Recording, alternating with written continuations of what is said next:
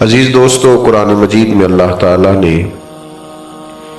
نبی کریم علیہ السلام کے وہ صحابہ جو سابقون الاولون ہیں، جو بالکل آغاز میں ہی دائرہ اسلام میں حاضر ہوئے، نبی کریم علیہ السلام کی صحبت بابرکت سے بالکل شروع میں فیض یاب ہوئے، ان کا ذکر فرمایا والسابقون السابقون، سبقت لے جانے والے سبقت لے ہی گئے، اولئک المقربون، فرمایا یہی وہ لوگ ہیں جو اللہ کے قرب والے، یہ قریب کے لوگ ہیں۔ عزیز دوستو، وہ لوگ بڑے خوش نصیب خوش بخت قرار پائے جنہوں نے نبی رحمت صلی اللہ تعالی علیہ وسلم کی خاص نگاہ کرم سے فیض پایا اور پھر آسمان ہدایت کے ستارے بن کے چمکے۔ اگرچہ تمام صحابہ کی عظمتیں، تمام کی بلندیاں اور تمام کی رفتیں اتنی زیادہ ہیں کہ کسی ایک صحابی کا بھی مرتبہ و کمال بیان نہیں کیا جا سکتا، لیکن خلفائے راشدین، جن کو چار یار کے نام سے بھی امت میں یاد کیا جاتا ہے، ان کی فضیلتوں اور عظمتوں کا کیا کہنا۔ ہم نے اپنے زمانے میں بڑے لوگوں کے پروٹوکول دیکھے ہیں، لوگوں کا شاہانہ اٹھنا بیٹھنا اور رہنا سہنا دیکھا ہے، اور بالخصوص وہ لوگ جو حکومت کی باغ دور سنبھالتے ہیں، ان کے تو حالات ہی بڑے انفرادی ہو جاتے ہیں۔ ان کے عوام جن ملکوں میں ایسے حکمران ہوتے ہیں، وہ کبھی تصور بھی نہیں کر سکتے کہ اتنے ٹھاٹ باٹ والے بادشاہ سے ہم کبھی ملاقات بھی کریں گے۔ تصور بھی نہیں، سوچ بھی نہیں سکتا عام آدمی کہ میں جاؤں اور جا کے وزیر اعظم صاحب سے یا صدر صاحب سے یا کسی وفاقی وزیر سے بھی میں ملاقات کر سکوں۔ ہمارے ہاں اس کو عام آدمی بالکل محال سمجھتا ہے، بلکہ جس شعبے کا کوئی وزیر ہوتا ہے، اس سے متعلقہ بھی اگر کسی شخص کو کوئی کام پڑ جائے تو یہ ممکن نہیں ہوتا کہ وہاں تک اس کی رسائی ہو سکے۔ ہمارے ہاں تو خیر یہ بڑا جان جوکھوں میں ڈالنے والا کام ہے، لیکن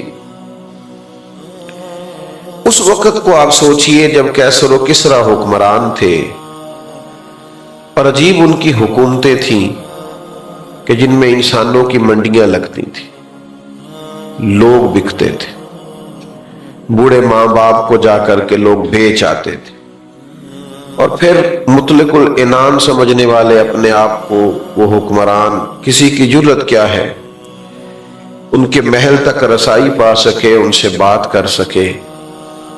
پھر اللہ تبارک و تعالی نے کرم فرمایا اور مدینہ منورہ کی وہ ریاست وجود میں آئی جہاں سے پوری دنیا پہ رحمت کا سایہ ہو گیا۔ نبی کریم صلی اللہ تعالی علیہ وسلم کے اس ریاست کی تشکیل کے بعد لوگوں نے ایک عجیب اور بالکل انفرادی اور بالکل الگ تھلگ اور خوبصورت نظارہ دیکھا۔ اب لوگ چاہتے تھے کہ اس کا تسلسل ہو، یہ جو حضور نے کرم نوازی فرما کے اتنا خوبصورت نظام بنا دیا ہے کہ کسی کو کوئی مشکل ہی نہیں ہے۔ اللہ کے محبوب علیہ السلام تشریف فرمائے ہیں تو ایک شخص آیا، تو نبی کریم صلی اللہ تعالی علیہ وسلم صحابہ کے بیچ تشریف فرما تھے، اور ان کی نظریں جھکی ہوئی تھیں اور ان کی دل کی دھڑکنیں بھی ادب کے ساتھ آواز دے رہی تھیں۔ اس ماحول میں وہ شخص آیا اور صحابہ کے وہ ادب والے لہجے اور وہ سکون، اطمینان اور قرار والا ماحول اس نے دیکھا تو وہ کانپنے لگا۔ اچانک انسان کسی بڑے آدمی کے سامنے حاضر ہو جائے، وہ کانپنے لگا اور اس کے جسم پر راشا طاری ہو گیا۔ تو کریم فرمانے لگے کیا ہوا؟ تو عرض گزار ہوا کہ میں مدینے کی سلطنت کے امیر کے پاس آیا ہوں، بہت غریب آدمی ہوں، مجھے سلیقے نہیں آتے بادشاہوں سے ملنے کے۔ بات کہاں کی تھی، کہاں چلی گئی؟ महबूब की आंखों में आंसू आ गए। हुजूर फरमाने लगे, नहीं भाई, तू किसी बादशाह के पास नहीं आया, तू तो उस बेटे के पास आया है जिसकी मां गोश्त के खुश्क टुकड़े खा के भी गुजारा कर लेती थी। तो भाई, हुकूमत को, रियासत को, सल्तनत को वो तसव्वुर देना कि जिसमें किसी शख्स को कोई मुश्किल महसूस ना हो, आम आदमी ये समझे कि मेरी रसाई बड़ी आसान हो गई और मेरे लिए ये मामला बड़ा करीब हो गया।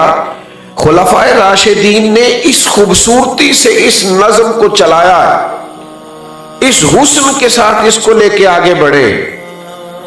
इंसाफ लोगों को लोगों की दहलीज पे मिलता। बादशाह सलामत, जिनको लोग बादशाह सलामत अपने दौर में समझते थे, फिर वही सल्तनत वो रूप इख्तियार कर गई कि पांचों वक्त खलीफतुल मुस्लिमीन मस्जिद में हाजिर है। नमाज के बाद अपनी बात उनसे की जाती है, वो बात सुनते हैं उनके साथ। जरा इसको सोचिए तो सही कि आप जाएं, चले किसी शहर में भी दारुल हुकूमत हो, लेकिन आप पहुंच जाएं, आपको इजाजत नहीं है। नहीं, ये तो वो आदमी काम करेगा जो सामने बैठेगा। आप लोग छोड़ दे, स्टेज वाले ना मोबाइल चलाएं, अल्लाह जज़ा दे। आप तो बात सुने ना भैया, और भी गम है जमाने में मोहब्बत के सिवा। सारी कौम को सहाफी तो नहीं ना बनाना कि सारे मोबाइल ही चलाएं, बाकी भी कई काम करने वाले वो भी करने। आप गौर करें क्या अर्ज कर रहा हूं। यदि आप इस तसव्वुर को सोचिए कि आप चले गए दारुल हुकूमत में और आपने वहां की जामा मस्जिद में सिर्फ नमाज पढ़नी है और नमाज पर आपकी अमीर से मुलाकात हो जाएगी। एक ऐसा आसान काम है, किसी भी कौम के लिए ये कितना खूबसूरत अमल है कि आप जाके वहां नमाज अदा करेंगे, मुलाकात हो जाएगी। और इस तरह की भी कैफियत हुई कि शाह रूम ने एक शख्स को भेजा हजरत उमर रदी अल्लाह तआला अन्हु के जमाना नूर में। उसने आकर के पूछा, तुम्हारा अमीर कहाँ है? तो कहा मस्जिद में होंगे। कहा नहीं, उनका महल। कहा हमारे अमीर का महल नहीं होता। हाँ, आज के मुसलमानों के आप महल्लात देखें, आपको अंदाजा होगा कि रंग क्या है और लोग किस रास्ते पे चल पड़े। का मस्जिद में मुलाकात हो जाएगी। वो मस्जिद में गए तो जान करके पूछा, मुझे अमीर से मिलना था। उन्होंने कहा कि वो यहीं थे, ये बाहर निकले होंगे। कहते मैं बाहर निकला तो एक और साहब से पूछा तो कहने लगे बाग में तशरीफ ले जाते हुए मैंने देखा है। कहते मैं हैरान हो गया। लेकिन ना आजकल हमारे मुल्क का हाल ये है कि सुबाई मेंबर भी सड़क पे चढ़ जाए तो रास्ता नहीं मिलता। कहते फलां साहब जा रहे, रुक जाओ रुक जाओ रुक जाओ, क्या होने लगा है? कहते प्रोटोकॉल जा रहा है। अच्छा भाई, आप पहले गुजर जाए, चूंकि आप खादिम जो हुए कौम के, खादिमों को पहले ही गुजरना चाहिए। जो मखदूम है वो सड़कों पे खड़े हैं बेचारे, पीछे पीछे लाइनों। तो अमीरुल मोमिनीन बाग में, और बाग में भी एक दरख्त के साए में मिट्टी की ईंट का सराना बनाए जनाब उमर आराम फरमाए। तो वो शख्स कहते हैं जनाब उमर को वहां लेटे हुए देखा तो मैं तड़प गया। मैंने कहा इंसाफ करके सोए हो ना, तो यहां भी ठंडी नींद सो रहे हो, आराम की नींद सो रहे हो। खुलफाए राशिदीन के बारे में अपने तसव्वुर को समझिए। ये वो अजीमुल मर्तबत लोग हैं कि जिन्होंने अपने आप को यकसन ढाला है, अपने अंदर इनकलाब बर्पा किया है। इनकी जो फजीलतें हैं, इनके जो फजाइल हैं, कमालात हैं, वो वराउल वरा हैं। लेकिन इस कमाल को भी तो जरा देखिए ना। हज़रत अबू बकर सिद्दीक रज़ी अल्लाह तआला अन्हु, आप तो रईस आज़म हैं, मालदार हैं, बहुत बड़े ताजर हैं, लेकिन वही जनाब सिद्दीक अकबर अमीरुल मोमिनीन बने। यहां उसी वक्त गार्ड आ जाते हैं, उसी वक्त जनाब उनके लिए स्पेशल सिक्योरिटी आ जाती है। उसी वक्त जैसे ही हलफ बर्दारी की तकरीब होती है खत्म, तो साथ ही वो सारी सहूलियात शुरू हो जाती हैं जो जनाब बहुत बड़े बादशाहों को भी मुयस्सर नहीं होती। और इसके बावजूद वो जमहूरी होने का दावा कर रहे होते हैं और जमहूरियत का राग अलाप रहे होते हैं। यहां हाल ये है, इतने बड़े मालदार हैं जनाब सिद्दीक अकबर, लेकिन खलीफा बने तो सर के ऊपर टोकरा रखा, बाजार की तरफ जा रहे हैं। तो हज़रत उमर ने कहा आप कहां तशरीफ ले जा रहे हैं? कहा मैंने मंडी में नहीं जाना, कारोबार नहीं करना, बच्चों का पेट नहीं पालना। ان کے لیے میں نے کچھ کمانا نہیں؟ جناب کیا مطلب، آپ امیر المومنین ہیں؟ فرمایا وہ بات ٹھیک ہے، لیکن یہ کہ مجھے کاروبار بھی تو کرنا ہے۔ اب صحابہ نے مجلس مشاورت قائم کی۔ میری طرف دیکھنا میرے موبائل والے بھائیوں، اب مجلس مشاورت قائم ہوئی اور کہا کہ ہم آپ کا مال خزانہ میں سے وظیفہ مقرر کرتے ہیں، آپ مہربانی فرمائیں۔ یہ سادگی، یہ رویہ، یہ انداز عصر کے بعد امیر المومنین نکلا کرتے تھے، اور کچھ یتیم بچیاں تھیں، ان کی بکریوں کا دودھ انہیں دھو کے دے کے آیا کرتے تھے۔ امیر المومنین خدمت کرتے، مسجد میں نظر آتے، لوگوں کے دکھ سکھ میں شریک ہوتے، اور کبھی کبھی ان کی آنکھیں آنسو برسانے لگتی تو قریب بیٹھے لوگ ان سے پوچھتے جناب کیا ہوا؟ فرمانے لگے بس اسی طرح ایک دن حضور تشریف لے گئے تھے ایک رستے میں، اور پھر محبوب واپس آ گئے تھے، مجھے یاد آ گیا ہے، تو اس یاد نے مجھے رلا دیا ہے۔ اس امت کے سب سے پہلے صوفی کا نام بھی جناب صدیق اکبر ہی ہے۔ وہ معرفت کی خاص بات، آپ سمجھیے اس بات کو، وہ حقیقت پسندی کے جملے، وہ کیف، وہ سرور، وہ لذت، پتہ کیا ہے ماحول میں نا بڑی ساری خشکی اور تلخی سی آ گئی ہے۔ صوفیاء کی جو محافل ہوتی تھی ان میں بڑی رونق ہوتی تھی، تازہ دم لوگ ہوتے تھے، عقائد کے پختہ، فکری توانائیوں کے ساتھ چمکتے دمکتے چہرے، اور تازگی آتی تھی محافل اور مجالس میں حاضر ہو کر۔ یہ ذرا ایک مجلس دیکھیے برپا ہے صحابہ کی، اس طرح مجلس برپا ہے کہ حضرت صدیق اکبر علیل ہے، امام ابو نعیم نے اس کو لکھا ہے، اور کچھ صحابہ ان کی تیمارداری کے لیے حاضر ہوئے۔ یہ ذرا انداز گفتگو دیکھیے تو ایک صحابی عرض کرنے لگے حضور کسی طبیب کو بھی دکھانا تھا، آپ کی صحت ٹھیک نہیں۔ آج کل ہم کہتے ہیں نا ڈاکٹر کو دکھایا ہے، پھر لوگ فوراً پوچھتے ہیں کیا کہا ڈاکٹر نے؟ چلے خیر آپ ایسے نہیں ہوں گے، ورنہ ایسا بھی ہوتا ہے کہ لوگ یہ پوچھنے کے فوراً بعد پھر اپنا تجربہ بھی بتاتے ہیں، کہتے میں فلانی دوائی کھا دیجیے، اور کچھ دیسی نسخہ بنا کے بھی لے آتے ہیں، اور کچھ ایسے بھی ہوتے ہیں جو کہتے ہیں تھوڑا سا کھائیں بھی میرے سامنے۔ او اللہ کے بندے، تو لے آیا ہے، تو اعتبار کر، کھایا جائے گا، ذرا انتظار کر، لیکن یہ کہ آپ کھائیں بھی۔ حالانکہ آپ ڈاکٹر کے پاس جاتے ہیں تو وہ سب سے پہلے آپ سے پوچھتا ہے شوگر تو نہیں، بلڈ پریشر تو نہیں، کوئی اور مرض تو نہیں، اس کی روشنی میں وہ نسخہ تجویز کرتا ہے۔ لیکن جو صاحب بنا کے لے آئے ہیں نا، انہوں نے کچھ بھی نہیں پوچھا، وہ کہتے ہیں بابا لے آیا ہوں آپ کھا لیجئے۔ تو ڈاکٹر کو دکھایا ہے تو پھر ڈاکٹر نے کیا بتایا؟ تو یہ عام سوالات ہوتے ہیں، لیکن یہ معرفت والے لوگوں کی محفل ہے نا، یہ اللہ کے بندوں کی مجلس ہے نا۔ حضرت صدیق اکبر امیر المومنین علیل ہے، لوگ ان کی خدمت میں حاضر ہیں۔ دوستوں غور کیجئے گا، پوچھا حضرت طبیب کو دکھایا ہے؟ فرمانے لگے ہاں طبیب دیکھ رہا ہے، طبیب دیکھتا رہتا ہے۔ کہ حضرت طبیب نے کیا کہا ہے؟ فرمانے لگے طبیب نے کہا ہے میں جو چاہتا ہوں کر دیا کرتا ہوں۔ تو اب جو جاننے والے تھے ان کی تو آنکھوں میں آنسو آ گئے، یہ کیا انداز گفتگو ہے؟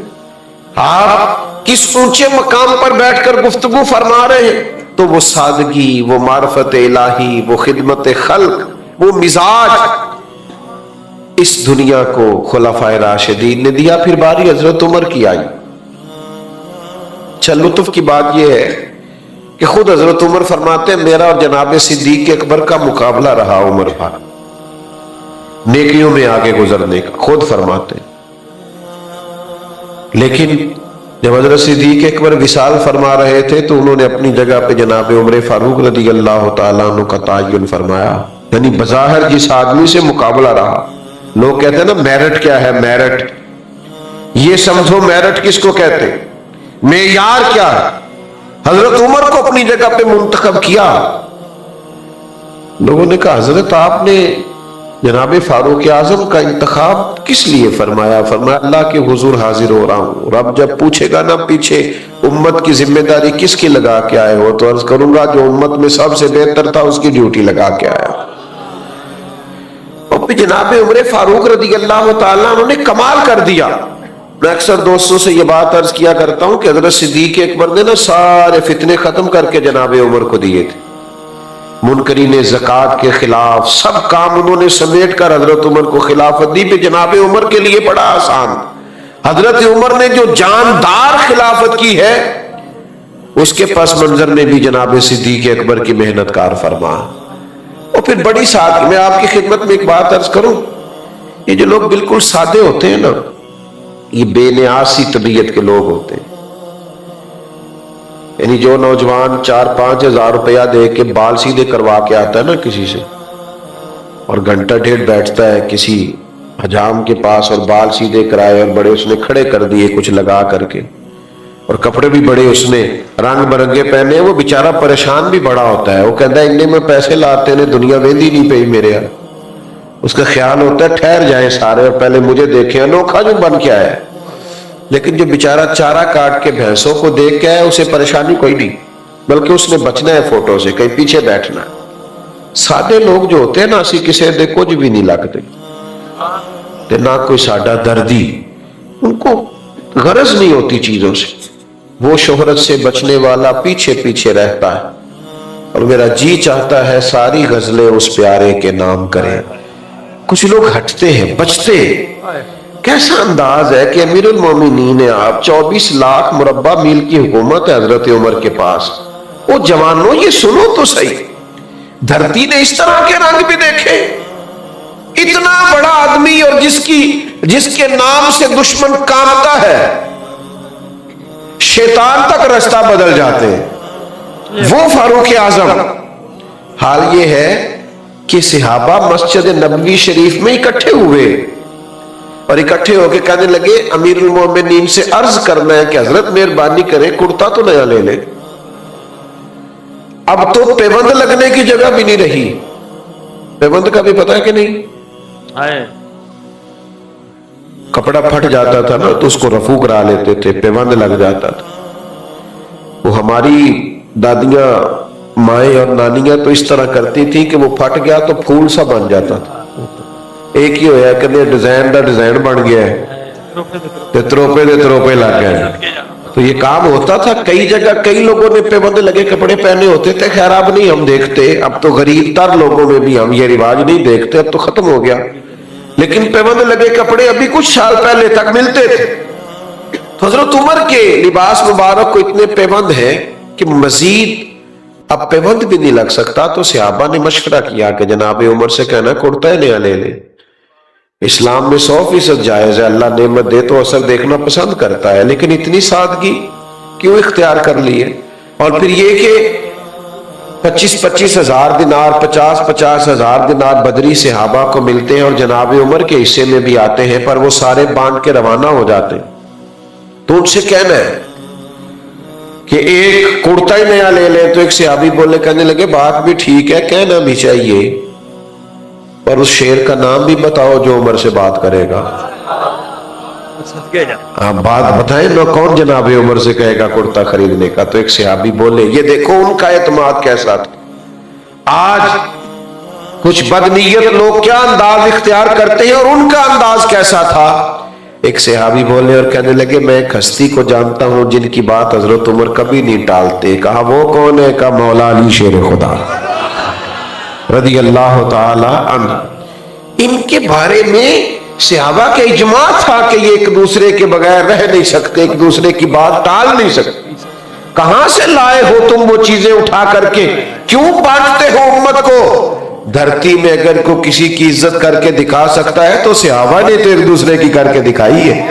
یہی تو معیار ہے ہمارے لیے جینے کا، سمجھنے کا اور اپنے لیے فیوز و برکات لینے کا. بھائیو یاد رکھنا حضرت عمر رضی اللہ تعالیٰ عنہ کے بارے میں مولا علی کہیں گے تو وہ کرتا لے لیں گے. حضرت علی کی خدمت میں عرض کیا گیا، فرمانے لگے بات تمہاری ٹھیک ہے، بڑے بڑے وزیر سفیر ملنے آتے ہیں اور عمر کا وہی پرانا کرتا سارا کچھ بانٹ دیتے ہیں، کرتا نیا لینے میں کیا حرج ہے؟ کہنا بھی چاہیے، بات بھی ٹھیک ہے، اور یہ بھی ٹھیک ہے میں کہوں گا تو وہ مان جائیں گے، پر میں نے کہنا کوئی نہیں. کہا جناب کیوں؟ فرمانے لگے میں مزاج جانتا ہوں. اس منصب کے بارے میں مولا علی اس کی نزاکتوں سے آگاہ ہے. کہنے لگے میں امیر المومنین سے نہیں کہوں گا، ہاں سیدہ عائشہ صدیقہ سے عرض کرو، وہ ماں کا درجہ رکھتی ہے۔ سیدہ پاک کی بارگاہ میں عرض گزار ہوئے صحابہ، پیغام دیا جناب عمر دوڑے ہوئے آئے، کچھ جگہوں پہ نہ آنا چاہیے، بس کچھ باتیں کہنے کی نہیں ہوتی، لیکن کچھ جگہوں پہ چلے جانا چاہیے، کچھ لوگوں کی بات مان لینی چاہیے، اس میں برکت ہوتی ہے، فائدہ ہوتا ہے۔ ہر جگہ دلیل نہیں، ہر جگہ بحث نہیں، حضرت عمر فوراً حاضر، اماں جی حکم ہو۔ امیر المومنین صحابہ کا خیال ہے کہ بڑے بڑے لوگ ملنے آتے ہیں اور نیا کرتا پہننے میں دین منع بھی نہیں کرتا، تو اگر آپ ایک کرتا نیا خرید لیں تو حرج کیا ہے؟ حضرت عمر فرمانے لگے آپ حکم کریں گی تو شام سے پہلے آ جائے گا، لیکن ایک بات عرض کر لوں۔ ہاں کہیے۔ تو امیر المومنین فرمانے لگے کہ جس حال میں میں ہوں نا، میں حضور کے سامنے بھی اسی طرح تھا، میری یہی کیفیت تھی جب جناب صدیق اکبر مجھ سے بلا کے مشورہ کرتے تھے، ہمیں اسی حال میں حضور نے چھوڑا ہے، ہم چاہتے ہم اسی حال میں رہیں جو رنگ ہمارا حضور کے زمانہ نور میں تھا۔ بس پھر ذرا رونے کی آواز ہی آئی سیدہ عائشہ کی، اور کہا آپ جو فرما رہے ہیں بالکل ہی درست ہے، اسی سادگی سے، لیکن اس کے ساتھ ساتھ جو ان کے مزاج کے اندر فیصلوں کی جرت تھی، اٹل بات کرنا، اصول پسندی پہ قائم ہونا، اور ہمیشہ احقاق حق کے لیے کھڑا رہنا، اور اسلامی سرحدوں اور نظریاتی سرحدوں کا محافظ رہنا، اس سے بھی کوئی انکار نہیں کر سکتا۔ حضرت عثمان غنی رضی اللہ تعالیٰ عنہ تو بہت مالدار تھے نا، ان کی سخاوت سے تو زمانہ آگاہ ہے، لیکن جب وہ امیر المومنین بنے ہیں تو 17 پیبند ان کے کپڑوں پہ بھی نظر آتے تھے۔ اپنی مقدس زندگی کو سادگی سے گزارا، عاجزی سے گزارا۔ میں کیسے عرض کروں کہ مسائل میں جکڑی ہوئی قوم ان لوگوں سے جب کام کہتی ہے جن کو وہ ٹیکس بھی دیتی ہے، جو ان کی ٹیکس سے تنخواہ بھی پاتے ہیں، تو ڈر ڈر کے سہم کے بیچاروں کو بات کرنی پڑتی ہے، لوگ تکلیف کا شکار ہوتے ہیں۔ مجھے ایک آفس میں جانے کا ایک دفعہ اتفاق ہوا، کچھ کاغذات مجھے جمع کرانے تھے، تو وہ میں نے ان کے سامنے رکھے، تو انہوں نے ان کو پڑھا، پڑھنے کے بعد کہا کہ اس میں تو فلاں کاغذ کم ہے، تو آپ کو دوبارہ اپنی یونین کونسل میں جانا پڑے گا اور یہ کاغذ بنوانا پڑے گا۔ تو میں نے کہا ٹھیک ہے، میں لوٹتا ہوں اور میں وہ بنوا کر کے لے آتا ہوں۔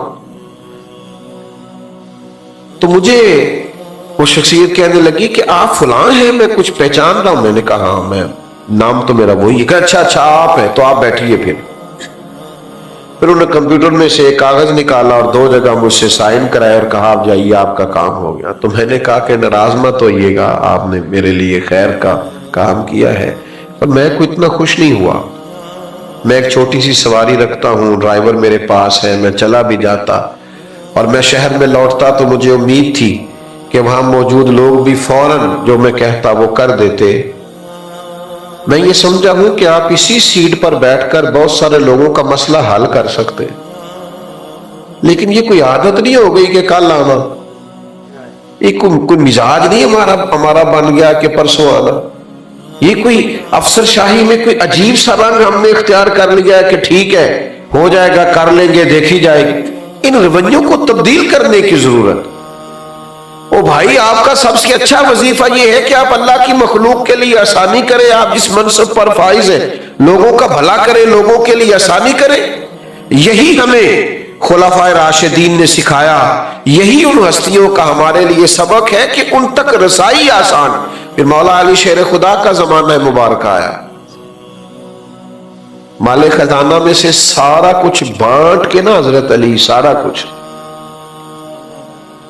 تو پھر اس میں 2 رکعت نماز نفل پڑھتے تھے اس کمرے میں، اور کہتے تھے اے زمین، اے در و دیوار گواہ ہو جاؤ، میں نے حقداروں تک پہنچا دیا ہے، جن کا حق تھا میں نے ان تک پہنچا دیا، میں نے اپنی ذمہ داریاں ادا کر دی، میں فارغ ہوا ان ذمہ داریوں سے۔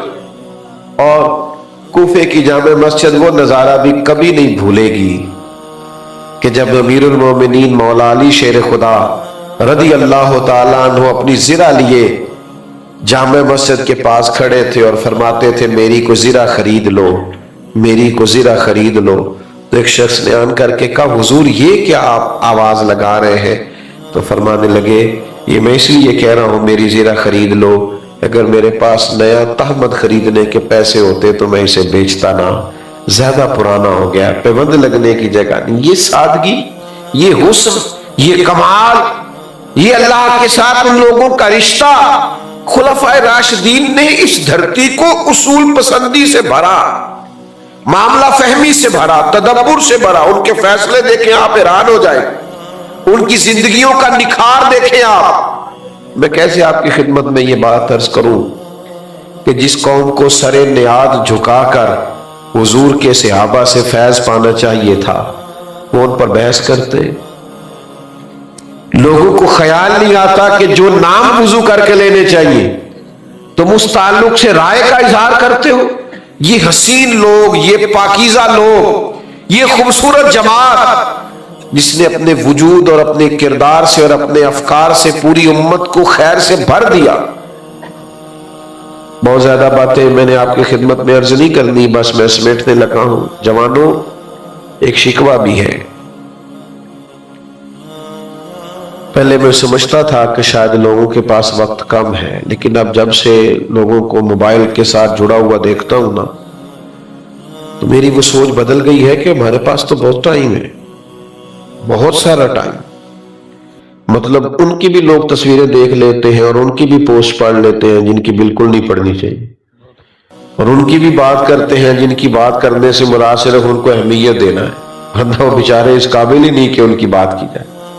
بھائی چاہیے یہ تھا کہ اگر ہمارے پاس وقت تھا تو ہم خلفائے راشدین کو پڑھتے، ہم حضور کے صحابہ کو پڑھتے۔ چلیں جو کوتاہی ہم سے ہوئی ہے ہم بھی مانتے، ہم نے آپ کو نہیں بتایا کہ حضرت عمار ابن یاسر کیا ہے، ہم نہیں بتا سکے کہ حضرت زبیر بن عوام کی شان کیا ہے، ہم نہیں بتا سکے قوم کو کہ حضرت طلحہ بن عبید اللہ کی عظمت اور فضائل کیا ہے، ہم نہیں بتا سکے آپ کو کہ حضرت عبداللہ ابن مسعود سے میرے نبی کریم کتنی محبت فرماتے، حضرت ابی بن کعب کا درجہ کیا ہے، کیا جلالت تھی، کیا شان تھی، کیا دبدبا تھا جناب خالد بن ولید کا۔